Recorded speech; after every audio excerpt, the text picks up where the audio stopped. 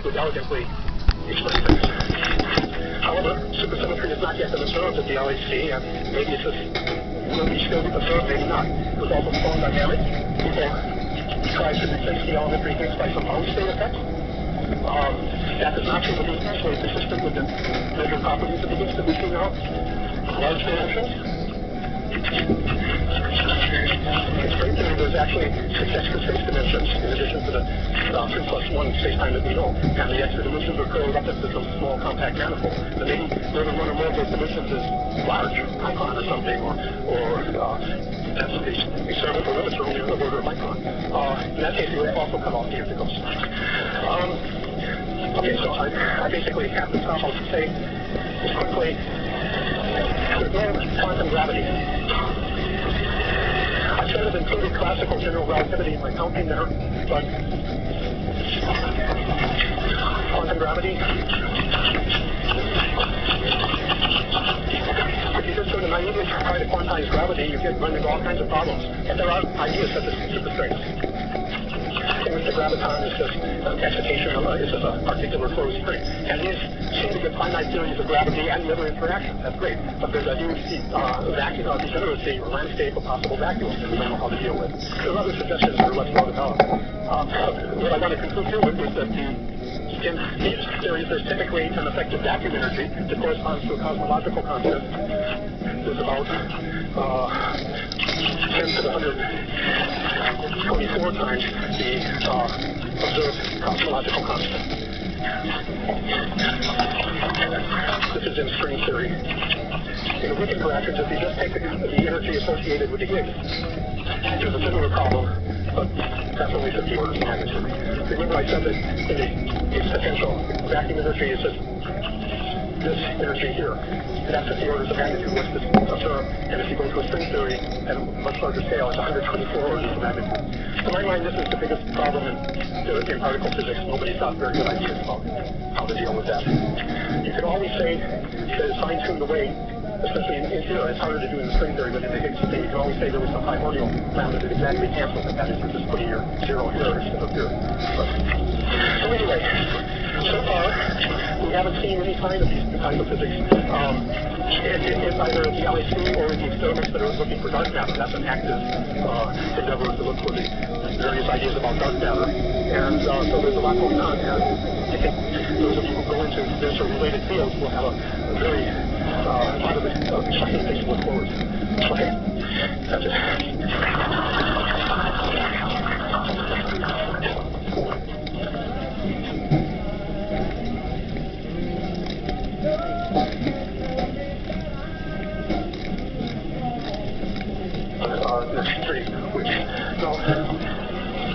Since everybody is just getting back from a vacation, not necessarily very organized here yet, and I know that there are formal websites and so forth, and we're just not really organized or connected with all of that yet. So I put a couple of things like a syllabus and a reading and so forth on a temporary website, and there'll probably be a more official one later. But this is...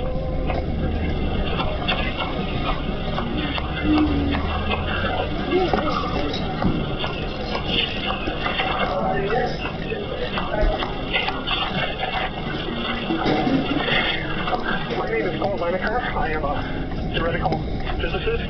I work in Princeton at the Institute for Advanced Study at Princeton University. And much of my professional life I have been involved in the standard model, especially the electroweak part of it. I'm also very interested in beyond the standard model, supersymmetry and superstring theory and things like that. But this mini course will be entirely devoted to the standard model as such. Please feel free to ask questions during the lectures, and I will be around during the day. And if you have questions, I don't think it's necessary to post formal office hours or anything, but my office is, I think, 271 just down the hall, and just drop by if you want to chat or ask questions or anything like that. Okay, are there any sort of general questions before I start on the introduction, the real introduction? Okay, I should advertise that this is a very abbreviated version of my own textbook, The Standard Model and Beyond. I don't know yet whether they have a copy in the library here, but if you want to learn in much more mathematical detail any of the topics, I will obviously recommend that as a source. Also, on that website, I have some other references, such as a link to a write-up of some thoughts at other schools and so forth that provide some extra information. A great reference is for anything in particle physics, also for a lot of related topics in cosmology and astrophysics, is the particle data book, which is all available online. The links are again on the syllabus there, and that's a big step. Book, the printed version, but fortunately everything's online. And everything about particle physics, there's all kinds of review articles in there on every topic you can imagine within particle physics and related astrophysical topics. Okay, I'm going to assume that you are familiar, at least at some level, with basic field theory and how to do some simple calculations, at least at tree level. And your first tutorial this afternoon will be a review of some aspects of that. I understand that you only just seen it the first time last semester, and so you are probably not all great experts, but at least I'm not going to repeat most of that information, although tomorrow I will give a little bit of the review of some of that aspects. So, what I'm going to do in this course is describe the type of field. Field theory is basically an abstract concept, just like quantum mechanics. So the relation of this course to the field theory course is just like the relation of an atomic physics course to quantum mechanics. I'm not so interested in the formalism, but rather the actual application to the world we live in. So, basically, another way of putting it is the field theory relevant to our universe for distances smaller than about 1/1000th of the radius of the atomic nucleus. This is what's called the Standard Model.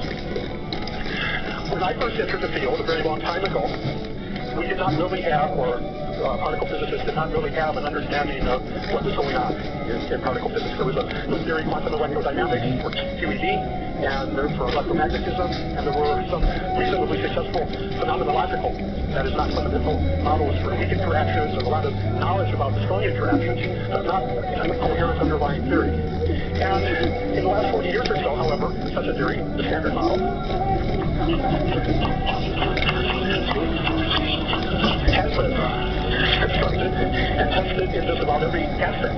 And the culmination of that was a couple of weeks ago in Stockholm when Angler and Higgs received the Nobel Prize for their predictions that go under the Higgs mechanism. And I was actually very honored. I actually got to attend that ceremony. That was quite interesting. So it has been so we now really have a theory that's well tested to great precision in many aspects that describes just about everything we know down to a distant scale, 1/1000th the size of the atomic nucleus. There are a couple of missing ingredients. We know that from astronomy that there's dark matter and dark energy. We don't know the nature of that, so those are sort of missing from the Standard Model. But everything else we understand. Now, this is probably not the ultimate theory of nature, because it's, as we'll see, it's a very complicated model. You should call it a theory or whatever. Those words have different meanings in science and in the popular vocabulary. We know it's very complicated, as you will see. But so there's probably something that underlies it. And that will be the subject of other courses on beyond the Standard Model, although I hope at the very end of this course to have developed enough to be able to point out clearly what the difficulties are, what the fine-tunings are, and all the different parameters and arbitrary features. So that's the basic idea. Now, a rough outline, as I say, on that website there is a syllabus, and in which I tentatively put down the topics for the 15 lectures. I may have to modify that because it's rather ambitious. But basically, what I hope to do is following. So today is introduction to high-energy physics and to the Standard Model. And then tomorrow will be quantum electrodynamics, and in which I'll mainly introduce notations and talk a little about the actual experimental successes of quantum electrodynamics, and I will also emphasize the Noether theorem. which is an example of the importance of symmetries in particle physics, in other types of physics as well. And the reason I'm emphasizing the Dedekind theorem here, and if you don't know what that is, I'll explain it roughly.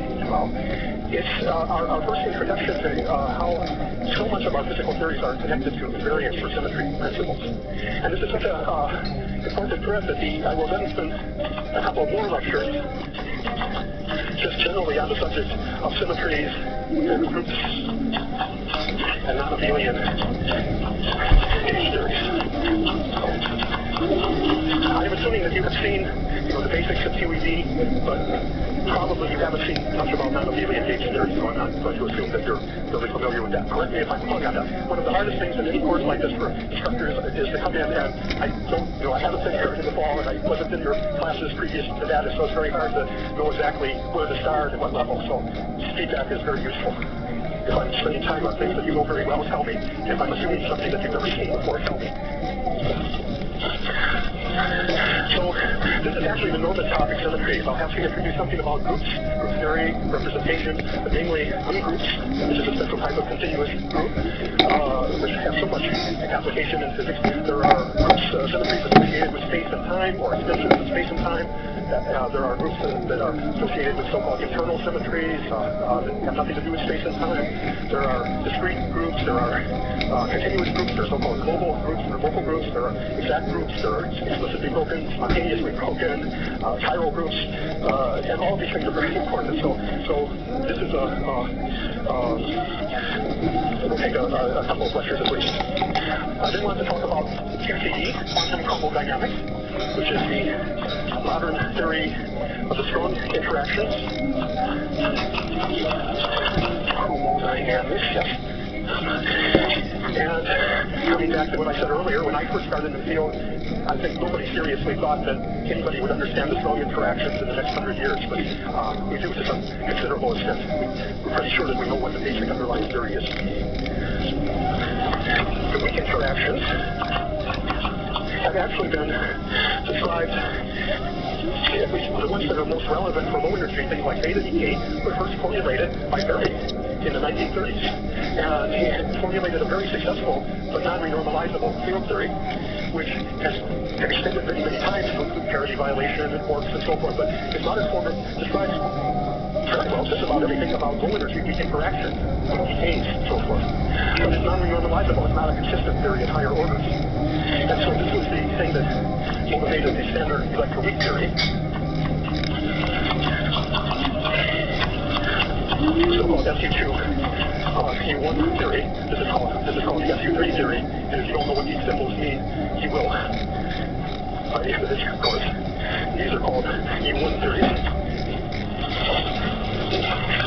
And this took all the good features of the Fermi theory and QED and put them together in a consistent, renormalizable package, made many new predictions for new phenomena, which have been observed and tested in exquisite precision, some aspects, many aspects at 1 part in 1,000, and some things even better. And so I'll talk about some of the properties of the so-called WCH bosons, which mediate, play the same role as the photon in QED, and the so-called neutral current, which is predictive. And the so-called Z-hole, these are the experiments that produce directly these properties and study their decays. And now I finally have to try to see what happens. Okay. So now I'll try to figure out how to get this done. Okay.